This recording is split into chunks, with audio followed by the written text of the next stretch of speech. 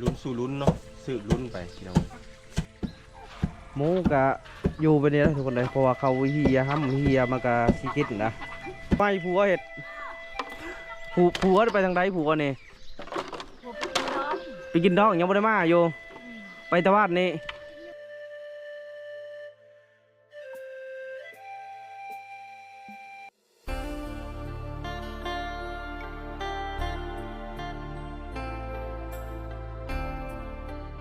เอาวันนี้ก็มาความภาคพี่ทุกคนเลย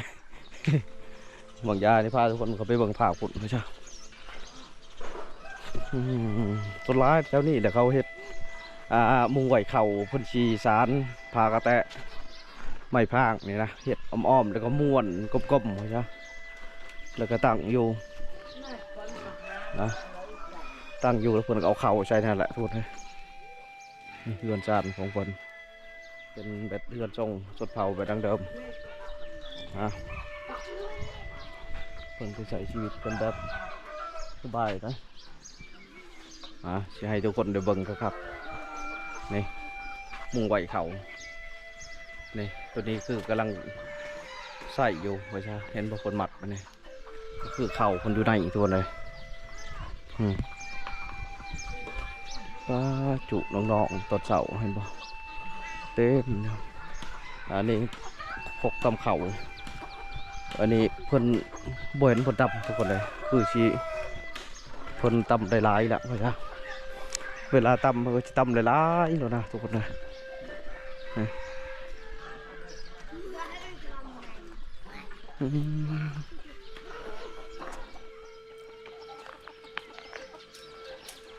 สำนีเริ่มเลยเริ่มไปนั่นไปนี่แล้ว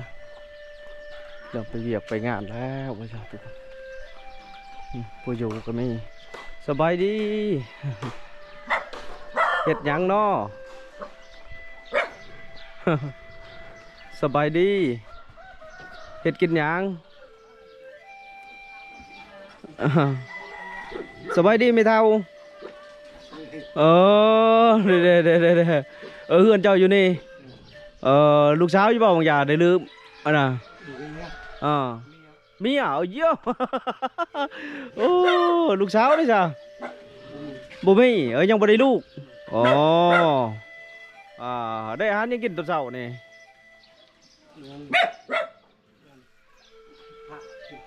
สมพักอ๋อ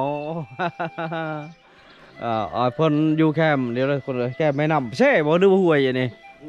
ห่วยห่วยจะนุ่นเซ่เลยเซ่ตัวนั้นบ่เซ่เพียงคนเดินนะเซ่บังไฟทุกคนเลย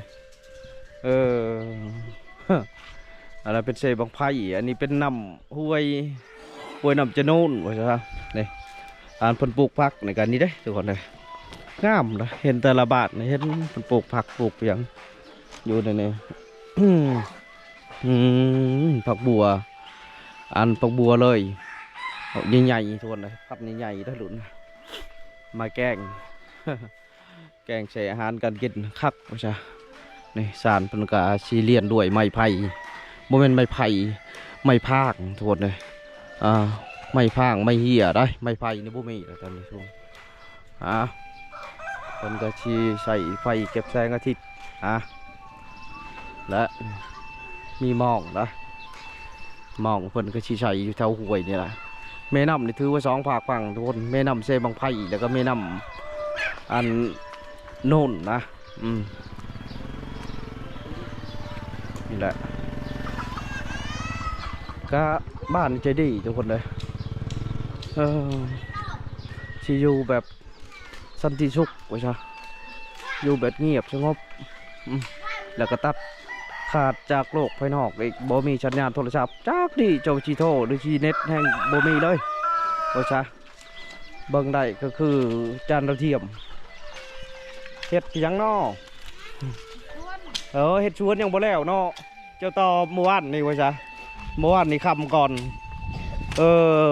คือบ่ให้ผัวเฮ็ดผัวไปทางใดผัวนี่ไปกินดอกยังบ่ได้มาอยู่ไปตะวันนี่โอ้เมียเล็ดชวนพามาเนี่ยโอ้พาไม่ยังเกินอันนี้ ไม่พังบ่บัตรภาษาชูเจ้าได้ชื่อเอิ้นอะไรไม่เนี่ย ไหนอ่ะ อ่า อ๋อ ไม่โอ้เอาไปก่อนบ่ได้ ทุกคนก็ไปทักทายไปเรื่อยๆนะก็จะให้ทุกคนเบิ่งบรรยากาศแต่ละเฮือนนะคนใดคนบ่อยู่ก็ผ่านๆไปบ่ได้เพิ่นอยู่เฮาก็สิโอสิดมกับเพิ่นนะมันเป็นแนวนั้นทุกคนเลยนี่แต่เช้าเพิ่นเพชรเรียกพอเพิ่นยานมันแดดต้นสวยมาจะน้อยนี่คือให้สวนของเขาเจ้าก็ชั่วร้ายก็ผู้ใดอยู่ตั้งผู้บ่ได้ทุกคนเลยนี่เพื่อนนักนี่ก็อยู่แต่เพื่อนคนให้โอ้ไปใช่ค่ะไปใช่ซ่อนแต่เฮือนซาดละแปดคนสะอาดทุกคนเลยแถวตะลุมตะลางเนี่ย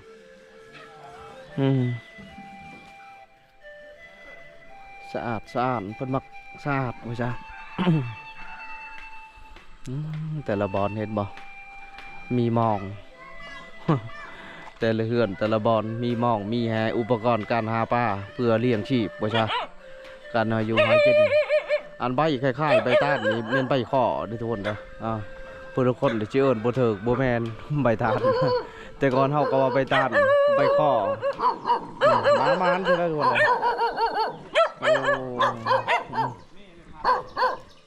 หมูหน่อย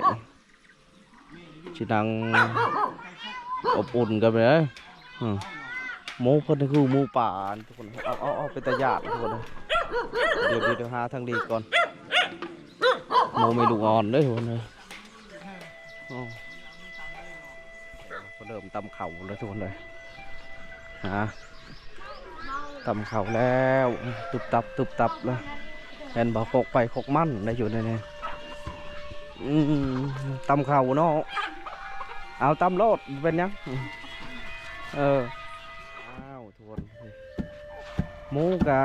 อยู่ไปนี้ทุกคนเลยเพราะว่าเขาเฮียมันกะซีกิดนะเห็นบ่อันนี้คือน้องน้อยมันตำเข่าแล้วก็รุ่นที่ใหญ่ขึ้นหลังเลยกับเบิ่งเอาวิธีการทุกคนเลยวิธีการตำมาแล้วสืบทอดแล้วทุกคนซอยน้องมานี่ หมอ แม่นบ่หมู่กันเนาะ หมู่กันคนนั้นสิสืบทอดนะแต่ผู้เฉยๆกีฬาสืบทอดเห็นยืนเบิ่งอยู่หันเป็นเลยได้แบบนี้แต่ว่าต่อไปนี่บางทีอาจจะบริตามทันสมัยก่อนว่ามีเนี่ยแล้วก็จะเสียวแม่นตามช่วยกันบ่นี่แม่เจ้านี่น้องนางแดงเนาะแม่นบ่แม่เห็นปีหน้าเป็นสาวแล้วนี่ปีมาปีหน้าแม่นใหญ่เด้อใหญ่เลยเด้จักปีละจักปีละเจ้า13 ปีโอ้ยปีหน้าเป็นสาวแล้วผู้ไปมันก็ถึง13นั่นแหละ13เริ่มเฮ็ดงานทุกคนตามสวยผู้นั้นสวยผู้นี้เนาะโอ้แบบนี้เนาะโอ้ผู้นี้พัดอย่างเดียวไปเยี่ยมแบ่งนาทีครับเยี่ยมโอ้ผู้นี้พัดจุ่มหน้าตั้มแล้วก็ทอเปลือกออกกันเนาะเด้เห็นไว้เด้สำนาน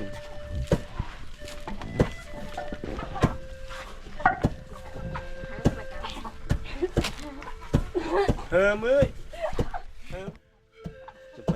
ลุ้นสู่ลุ้นเนาะสืบลุ้นไปเนาะการตักข้าวตำน้ำเล็กน้อยอยู่ในชนบทประมาณนี้กันหรือว่าเขาจะมาเบิ่งก่อนมาเบิ่งบ่ต่างอย่างกับคือ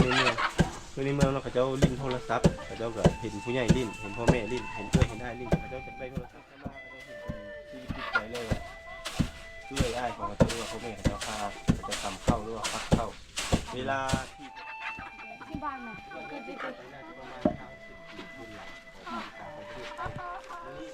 อันนี้คือหางไก่คนใดทุกคนเลยนี่เป็นเศษสารเห็นบ่สารแบบคือไข่คือกับอะไรนะไข่คือกับกระตาแล้วก็พีเห็ดหางไก่ใช่นี่ถือว่าพุทธใส่ในบ้านถือว่าประดิษฐ์จากไม้เท่าป่าอันนี้หมดนะทุกคนเลยเกือบเป็นเครื่องใส่อุปกรณ์เครื่องใส่ต่างๆเป็นเรือนอยู่ของคนเป็นเรือนอยู่ของไก่ไว้ใช่ถือว่าเป็นประดิษฐ์สร้างนี่หมดนะเรือนซานของคนก็อยู่ทีกันไปดีละคล้ายๆกันเบิดนะทุกคนและที่ขาดบ่ได้เลยนั่นก็คือ กระด้งหรือว่าเขิงเนาะในการกระโทเอาเปลือกออกนี่ก็จะมีการแยกชิ้นส่วนลักษณะคือกันกับโฮงสีทั่วไปเนาะก็อีกภาคส่วนหนึ่งก็จะเป็นข้าวสามารถเอาไปม่าแล้วก็เอาไปนึ่งได้และอีกภาคส่วนหนึ่งก็จะกลายเป็นข้าวเปียนหรือว่าข้าวปลายอีกภาคส่วนหนึ่งก็จะกลายเป็นห้ำหรือว่าภาษาบรูเอิ้นว่าอริเนาะอีกภาคส่วนหนึ่งก็จะกลายเป็นขี้เกะเนาะที่เราเห็นทั่วไปกระเจกกระจายไปทั่วๆนี่แหละเนาะมันก็จะมีการแยกชิ้นส่วน อันนี้ก็คือเพื่อนผู้สาวทุกคนเลยแต่ก่อนเนี่ยเพิ่นสิแยกอันนั้นผู้สาวอยู่แต่ผู้สาวอันนี้บ่เพิ่นอยู่นำกันแบบคือเฮาหั่นแหละทุกคนเลยนี่ไปไสเลยอ๋อไปเข้าห้องน้ำได้ทุกคนอันนั้นได้โอ้พวกทุกคนเพื่อนเก่าแก่ไปดังเดิมเสามันก็บ่ได้ใหญ่เด้อทุกคนเลยเพิ่นก็สินี่แหละนี่เสาใหม่น้อยก็คือเสาไม้ก็บ่ได้เป็นแกนว่าซะเพิ่นสิเอาซักกล้วยหวายทุกคนนี่วิธีการทักก็คือแบบมันคงทุกคนเลยนี่ก็ถือว่าบ่ได้ขาดเลยอยู่ใส่ได้หลายๆปีแล้วนะนี่เพิ่นสิทักเกี่ยวไปนี่ก็คือเป็นวิธีการทักว่าซะนี่ไม้ตัวนี้ก็ถึงบ่เป็นแกนก็เป็นไม้เนื้อแข็งทุกคนเพิ่นสิมาเฮ็ดเสาแล้วก็เพิ่นสิค้ำไว้เพื่อมันย่วยนะตัวนี้แล้วก็เป็นใบข้อมันจะคล้ายคือกกต้านนี่นะมันสิอยู่ในอันนั้นในป่าที่มีความอุดมสมบูรณ์ว่าซะส่วนหลายก็สิเห็นก็อยู่ทั้งผู้ทุกคนเลยเพิ่นก็สิตัดเอาใบมันมาแล้วก็สิแบกมาว่านี่นะแบกมาแล้วเพิ่นก็สิมามุ่งแบบนี้ล่ะก็สิป้องกันฝนตกแดดนะป้องกันได้หลายว่าซะแต่ตัวนี้เลยเป็นเหล่าเข่าเลยทุกคนเหล่าเข่าโบแมนเฮือนนะเป็นเหล่าเข่านี่เฮาว่าอันนั้นเฮาว่าเฮือนโบแมนอันนี้คือเฮือนนี่เฮือนเลยก็ชิมเป็นแบบสองหลังได้ต่อใช่กันว่าซะเปิดกระชีมุงแบบหลังกระชีนี่แหละทุกคนเลยมีหมองแบบไหนนี่มีหมองที่เหือนคนนี้ก็ใส่หาอยู่หากินส่วนร้ายแล้วเพิ่นก็น้ำเพิ่นสิใช้กระตุกนะเป็นกระตุกน้ำมันเครื่องแล้วก็เพิ่นก็สิมาล้างละเอียดนะล้างแล้วก็เพิ่นก็สิอันนี้แหละนี่มาใส่น้ำกินก็สบายว่าจ้ะตัวฝุ่นสีเขาทุกคนเลยไฟผ่าก็เริ่มเข้ามาเลยนะเป็นสีเขาแต่ว่าใส่ไผ่กับบุคูเพื่อนกับยังบดเอาเข่ายังบดเอาไผ่เข่านี่เห็นแต่เพื่อนลังเดียวสีเขาบอลนี้ก็ไม่ทุกคนเลยแต่ว่าเห็นบอลเดียวสีเขาบ่ได้ส่วนหนึ่งกระตับมาเช้าสบายดีไม่เท่าเอ้ยไปทางใด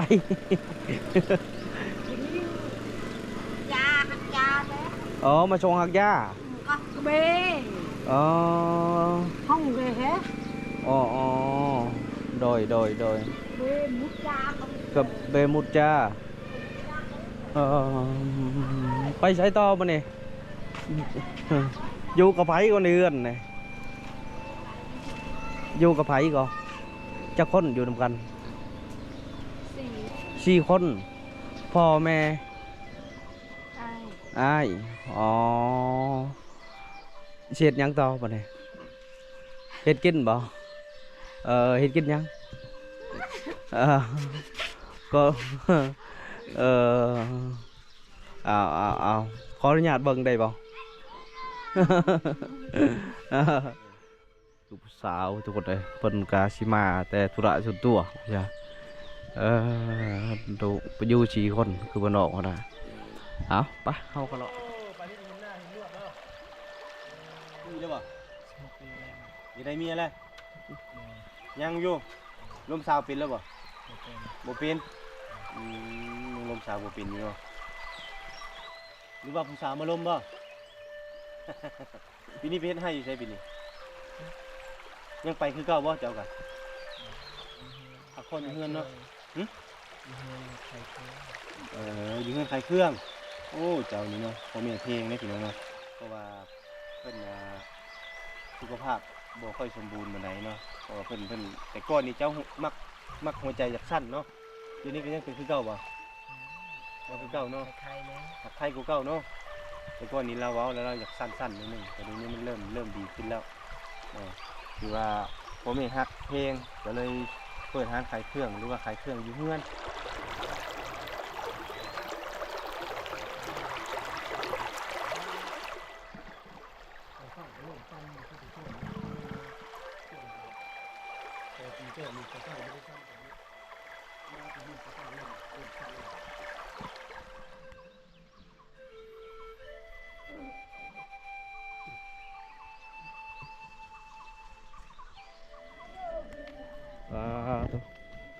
เพิ่นมาแต่เอาพืชทุกคน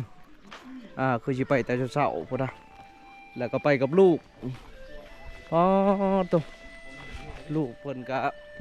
แบกหมดทุกคนพุ่นดุดีเนาะมีอังกับพร้อมทุกคนนะมีกับใส่หนูพร้อมก็คือเอ้าเข้าซ่านโอ้โอ้หอนอีแล้ว ลู เนาะ กเราหมดเลยนี่ โอ้โห ลูออกได้ ทำมาลูกแล้ว อย่ามาออก บ่ ป ทั อน พักเด้ เต็มที่ไปมันเลย เอาตัวไหนอย โอ้วันเสาร์วันอาทิตย์บ่ได้ไปเวียกไปงานเนาะบ่ได้ไปให้ไปสวนก็เลยไปหาฟืนนี่มาแล้วก็ ได้อาหาร ได้อาหารมาพร้อมเนาะอีหยังอาหารจะนี่บัดบาย ผักกลม โอ้ยอดมันต้นผักกุ่มเลยนี่เปิดเป็นตาเบิ่งแล้วนี่ โยม ใบมันต้นก็ว่าผักกุ่มอีหยังอันนี้มึงดูนี่บัดอโรนี่โอ้นี่คือกันเนาะจะคล้ายๆกันคือปักมือนี่โอ้ใบ หอมแปร โอ้แม่นเอามาจ้าป่ะจ้าหนู ได้หลายผักขึ้นมาตัวนะมาเพิ่นมันก็สิมาบอกวันนี้ดูนะสัน ไปหาเทวนี่เลยเนาะตามทางนี่เลยเนาะได้แล้วก็เอามาพี่น้องดิโน้ตนี่ก็ได้ผู้ละด้วน ๆ เด็กช่วยแม่ เบิ่งเพื่อนซาดคนแถวนี้ทุกคนเห็นบ่ก็ขับชาวบรรยากาศตอนเช้าๆ ก็คือกิจกรรมกะชั่วร้ายคนกะสีเกี่ยมหาอยู่หากินแนวอยู่แนวกินละจะจัดแจงแล้วหลังจากนั้นเพิ่นก็สิไปให้ไปสวนนะทุกคนการใช้ชีวิตของชาวบ้านเพิ่นก็แบบเดิมๆนะ